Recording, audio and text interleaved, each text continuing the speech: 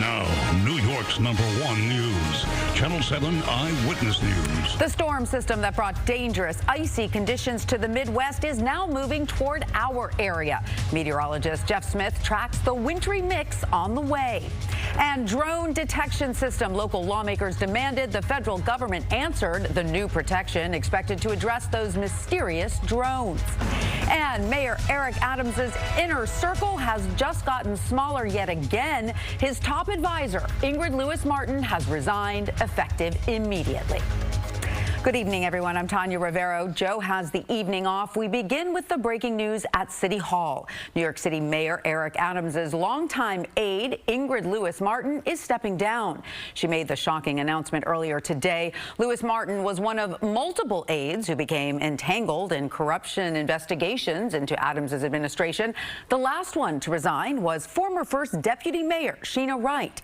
She left her post on October 8th. She was the 7th senior leader to leave. Eyewitness News reporter Sonia Rincon joins us live from the newsroom with news on when there might be legal action. Sonia. Yeah, Tanya, the word perhaps most used to describe Ingrid Lewis-Martin is loyal to Mayor Eric Adams. She's been an advisor for him for his entire political career. She was planning on retiring soon, but the announcement today is abrupt. And we've just learned why that might be. A grand jury in Manhattan hearing evidence against her could decide to indict her in the coming week. That's according to a source familiar with the investigation. But there's been no explanation from City Hall as to the timing. In fact, in a statement, the mayor says, while we've long planned for it, it's still hard to know that Ingrid won't be right next door every day. And Lewis-Martin, in her statement, says she will miss the day-to-day interactions and the excitement of being at the forefront of effectuating positive change for the greater and common good.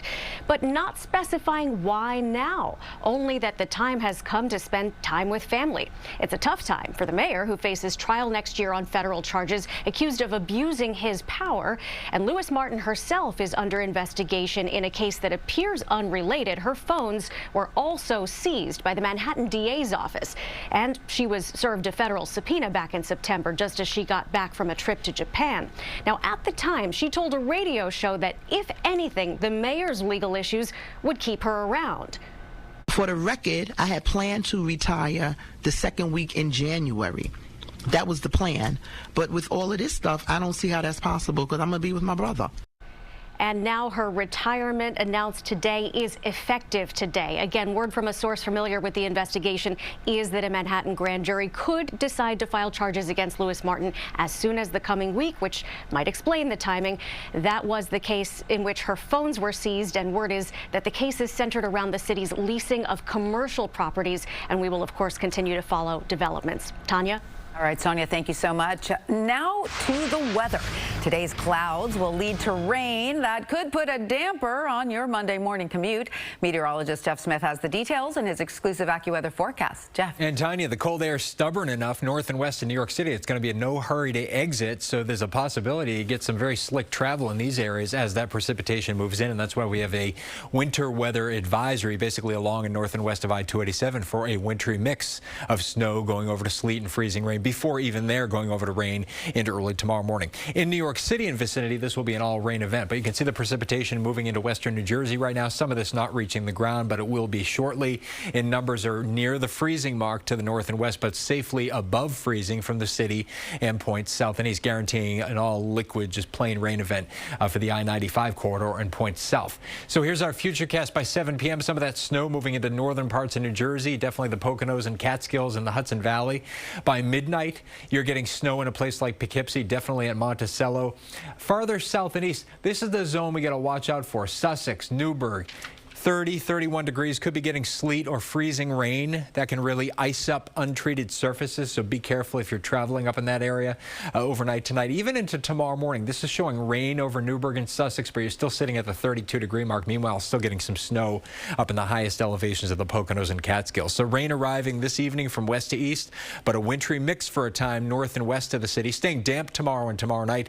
Much milder breeze on Tuesday with some afternoon sun. Could actually be approaching record highs by identify them. We'll talk about that in your AccuWeather 7-day forecast. Tanya? All right, Jeff, thank you so much. And now to the growing calls for action over the reported drone sightings across the tri-state. One day after New York Governor Kathy Hochul said, quote, "This has gone too far," the federal government is deploying a drone detection system to the state to aid in investigations into the sightings.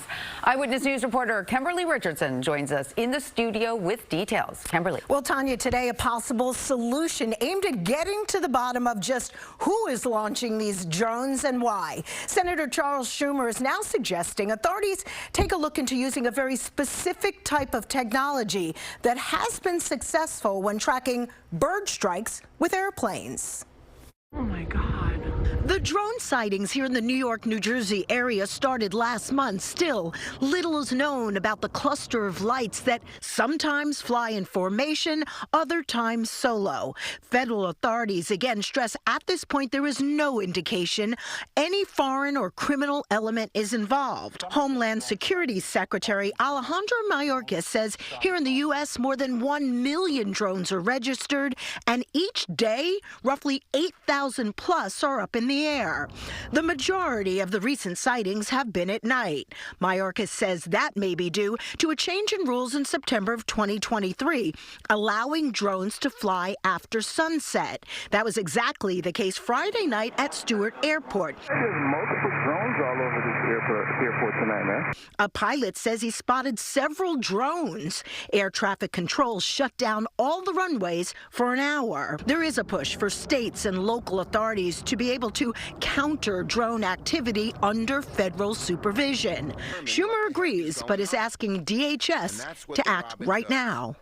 Today we're asking the DHS, the Department of Homeland Security, to deploy special detection systems like the Robin, which use not a linear line of sight, but 360-degree technology that has a much better chance of detecting these drones.